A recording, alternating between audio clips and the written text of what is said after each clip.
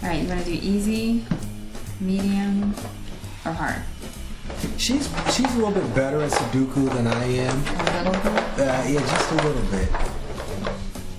2004, we met at our 10-year reunion. I went to college in Atlanta at a historically black college for women called Spelman, and Anthony went to the men's college called Morehouse, but we didn't actually know each other in school. We both moved to New York at the same time and took jobs on Wall Street. We had a lot of friends in common. Yeah, but I'm just looking at this, right? Anthony remembers the story a little bit better than I do, but I think he came over to me. I think I was standing sort of in the, off to the corner. Maybe I had a drink or something. I went over and said, hey, how are you doing?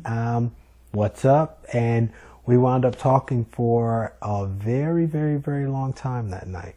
I didn't know what to make of it because I lived in New York, he lived in California, and it felt like that was a great conversation. He seems like a really great guy, but he lives in California. So a couple months later, in July, Anthony and one of his best friends, Mike, were coming to New York for the holiday weekend. The minute I see Chrystal, she says, imagine seeing you here. And I said, well, imagine seeing you here. He was actually in town because he was interviewing for a position in New York. And that went on for about a month or so. And whenever he came to New York, we would get together and have dinner. And he ended up getting an offer from this company and another company in Florida at the same time. So in a matter of 11, let's say 12 days, I packed up everything from San Francisco and moved to New York. For me, it was great because he was new to the city. He had friends here, but he and I spent a lot of time together. One of the first things that he told me, I guess when we first started dating, was that he'd always wanted to run a marathon. She says, well, guess what? We're running a marathon. I said, we? Are you French? Comment allez-vous? What do you mean? We're running a marathon. I entered our names in the lottery on a lark, thinking that there was no way we'd get picked, and if anything, maybe one of us would get picked and not the other.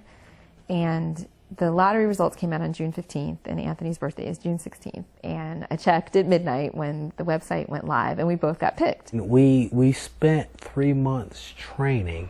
It was just she and I. And she got hurt. I went to the doctor and he told me that he thought I would be okay, but I would probably just have to run much slower than I'd anticipated.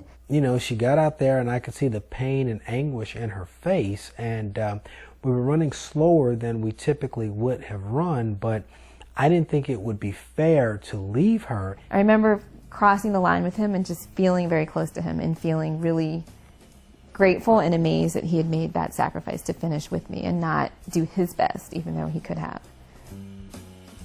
I think it was pretty clear that we were moving down the path of being together forever. I was probably a little more articulate about it than he was. It's probably where I gotta be.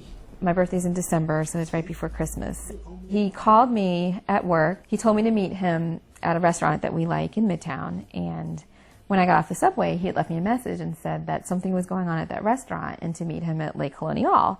And that was the restaurant where we had our first date. During the dinner, I gave the ring to the waiter. When the waiter brought the dessert out, the ring was in the dessert, but I didn't see it because I wasn't looking for it. So we're talking again, and Anthony told me that he was going to go to the restroom. I learned how to propose from Google. Believe it or not.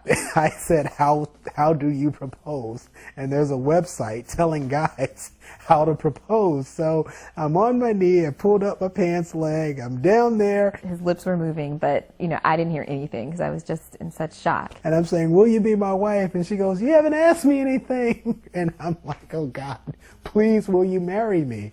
And finally she said yes. And the restaurant clapped, and it was a good day. Very good day. I admire you, I respect you, but most importantly, I love you.